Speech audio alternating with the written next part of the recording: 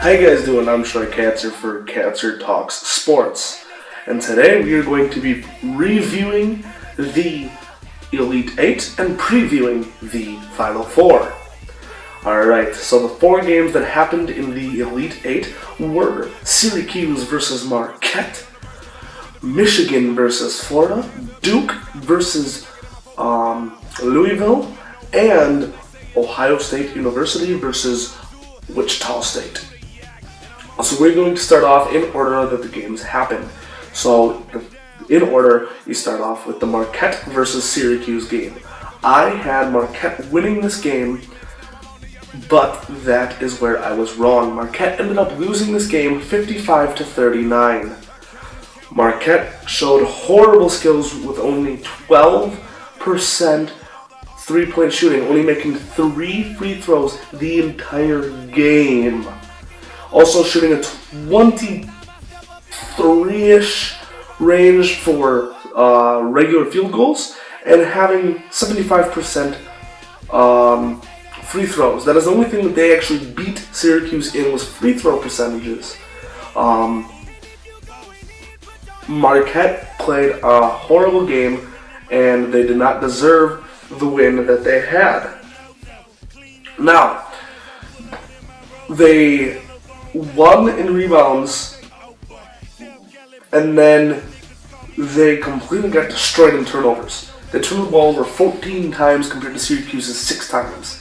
It's not good. You don't turn every single one of the 14 times that Marquette turned the ball over turned into points for Syracuse. You don't do that at all. Don't turn the ball over. That's all you. It's just bad. So again, the final there was 55-39 Syracuse. Alright, now you go to the Wichita Shockers versus the Ohio State University. Now, I myself had Ohio State going to the Final Four. I don't like Ohio State being a person from Wisconsin who likes Wisconsin sports, but I didn't want Ohio State going to the Final Four. But then Wichita State came in and ruined my entire or most of my brackets, and now they've ruined my Final Four. As you know, Wichita State did beat Ohio State 70-66, with Wichita State shooting 40% in 3 points, where Ohio State shot only 20%. Wichita State had 33% in field goals, and Ohio State had 31%. They were about 80% total for free throw percentages. Turnovers, Wichita State had 12, and Ohio State only had 8. So that is where normally the team with the higher amount of turnovers ends up losing. But Wichita State ended up winning this game 70-66 and have made it to the Final Four. Congratulations to Wichita State for ruining everybody's brackets. Now we go to the game that I was enjoying. Everybody said Florida's gonna lose, Florida's gonna win. I said that if you go back to my Sweet 16 review, and then I also had the Elite 8 preview in there, I said that Michigan has to come off the ball right away and start off strong. They started off 14-0. Michigan up 14-0. Don't tell me that's not starting strong. That is a great start by Michigan, and it showed the rest of the entire game.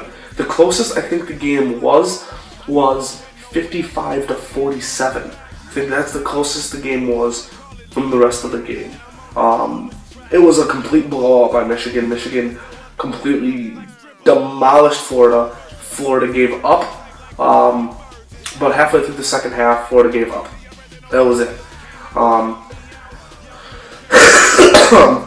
Michigan had 52% with 3-point shots, where, are you ready for this horrible number? 2 of the 10 tries, so that's equals to 20%.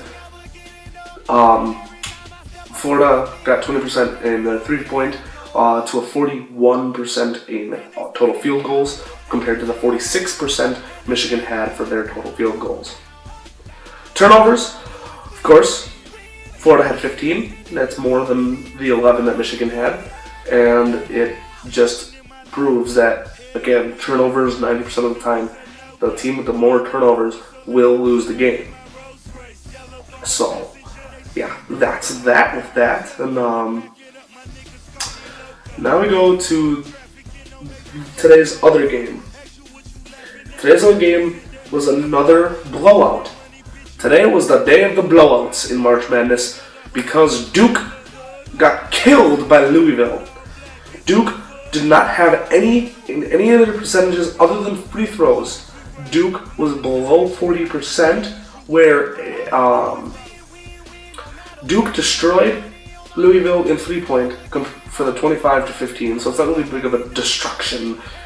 But Louisville had 52% in their field goals compared to the 36% that Duke had. In my mind, Coach Krzyzewski has lost his touch.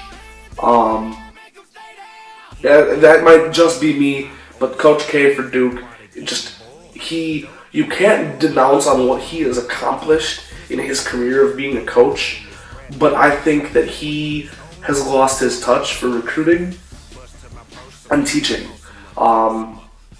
Duke hasn't been that elite team for the past couple of years now that they used to always be. They used to be a Final Four team almost every year. Now they're not doing too hot with that. So I don't know. That's just me saying that. Like, there might be people who agree with me, and there might be people who don't agree with me. But that's again just me. So that's that. The Final Four then is Michigan versus Syracuse and Louisville versus Wichita State. Louisville right now so let's start off with Louisville versus Wichita State. Louisville is too hot right now. But see, the thing is, everybody said that about Ohio State. They're too hot right now. But you look at Louisville's recent games, Louisville hasn't had any close calls.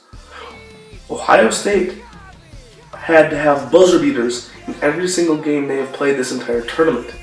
That just proved right there that they were not ready for a championship this year. Wichita State proved that they are ready for a championship, but the problem is now they're going up against the number 1 overall seed in the tournament, Louisville. I think, honestly, that Louisville is going to take this, but again, I am not 100% sure. And neither is anybody on ESPN or anybody for that matter, because the Shockers have shocked us all. So, yes, their actual name is the Shockers. A lot of people don't believe that, but yes. So, yes, I don't know for a fact if the Shockers will be able to pull off a win now. I mean, it would destroy my bracket, but it would be an easier win for Michigan. So let's move over to the Michigan game. Michigan versus Syracuse. Syracuse is a good team, but again, they can't close. Now everybody will point out that they closed against Marquette. No. It wasn't even a close game for them to have to close. A close game is 5 points under 2 minutes. That's a close game. Other than that, it's not close. So, no. This game, again, Michigan has to blow off the ball. If anybody who's been watching the tournament will realize that their shirt says "Rise to the Occasion." They have to rise to that occasion. They have to prove that they can be a defensive team. That is the one thing that Michigan struggles with, is they are not a good enough defensive team. They have to prove that they're ready to play defense. If they can blow off the ball like they did today against Florida, you will be seeing Michigan in the championship representing the Big Ten. But if you see Michigan coming off that ball slow, Syracuse will destroy Michigan. Syracuse is an offensive team, and so is Michigan. You put those two together, it's not good. Because you look at the Packers versus Patriots, two amazing offensive teams with somewhat good defenses. You put them together, one team's gonna suck and one team's gonna be awesome. And it just, when you put two offenses up against each other, there's normally not a high scoring game. So that's where things like that come in. I am telling you guys right now, it all depends on who comes off the ball quicker. If Michigan can come off the ball really quick today, like they did against Florida, they will take this game. And last but not least, I would also like to point out that 94% of all the games that have been played in this tournament so far, as of 6 o'clock today, all the games that have been played, the winner of the opening tip-off has won the game. Yeah, that's a big percentage, guys. So pay attention to who wins the opening tip-off, because they might just win the game. But it goes down to 80% of the teams that get the first points win the game. So it's, yeah. But I have Michigan, so my two teams that I have winning are Louisville and Michigan. And there is your Elite 8 review and your Final Four preview. Again, I am Troy Katzer for Katzer Talk Sports. Be expecting a hockey version of Katzer Talk Sports coming up within the next week.